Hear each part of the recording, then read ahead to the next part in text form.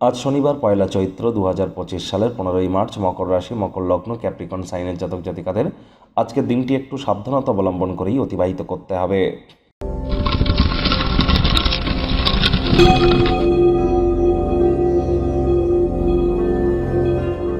ভিডিওটির শুরুতে স্ক্রিনে আপনারা দেখতে পাচ্ছেন শনি মহারাজের প্রণাম মন্ত্র। ওম নীলাঞ্জন জয়প্রক্ষং রবি সুতং মহাগ্রহম ছায়া গর্ভসম্ভূতং তং নমামি শনিশ্চরাম।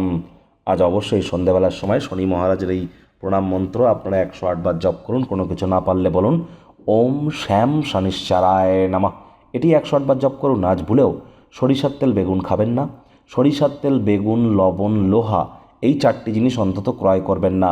পরসমালোচনা, পরচর্চা, পরনিন্দা, রাগ, বিদ্বেষ, হিংসা, ঘৃণা, অহংকার, ইগো করা থেকে বিরত থাকুন। ধর্মপ্রাণ, কর্মনিষ্ঠ, মাতৃভক্ত হওয়ার চেষ্টা করুন। বাসি খাদ্য খাবার খাবেন না। আশপাশ পরিষ্কার পরিচ্ছন্ন রাখুন। টাইম ম্যানেজমেন্ট, টাইম বাউন্ডিং হয়ে চলার চেষ্টা করুন। সময়ের কাজ সময় করুন।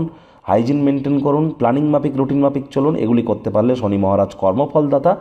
7.5 চলুক, ঢাইয়া চলুক বা শনির মহাদশা, অন্তর্দশা, প্রত্যন্তর্দশা চলুক, ন্যাটাল চাটে শনি যতই খারাপ থাকুক না কেন, তৎসত্ত্বেও তিনি কিন্তু আপনাদেরকে রাজা বা রানীর ন্যায় সুখ প্রদান করতে পারেন যদি আপনারা সঠিক স্থানে সঠিক কর্ম করতে পারেন।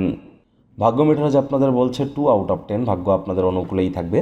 দেখুন, কোনো নেতিবাচক বা নেগেটিভ কথাবার্তা বলতে কিন্তু আমাদেরও ভালো লাগে না।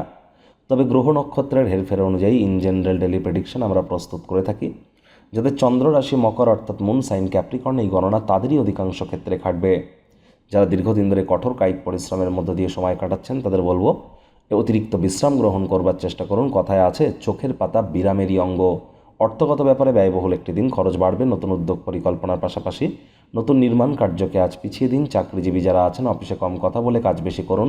মনের থেকে মস্তিষ্ককে বেশি দাম দিন। কোনো প্রকার অফিস পলিটিক্স বা গসিপিংয়ের অংশ যেন হবেন না। বসের কিন্তু কুনজরে পড়ে যেতে পারেন। রাজনীতিবিদ যারা আছেন জনসংযোগ বৃদ্ধি করুন। কঠোর কায়িক পরিশ্রমের কোনো বিকল্পই কিন্তু নেই। শিক্ষার্থী বিদ্যার্থীদেরও পড়াশোনায় মনোযোগ আরও বৃদ্ধি করতে হবে। উচ্চশিক্ষার জন্য যারা বিদেশ যাত্রার কথা ভাবছিলেন, ভাগ্যদেবীও আজ আপনাদের পক্ষে নেই। সন্তান সন্ততি থেকে থাকলে তাদের দিকে কঠোর সজাগ দৃষ্টি বজায় রাখুন। অসৎ সঙ্গে চলে যেতে পারে। চোখে চোখ রেখে খুব ইজিলি মিথ্যে কথা বলে দিতে পারে।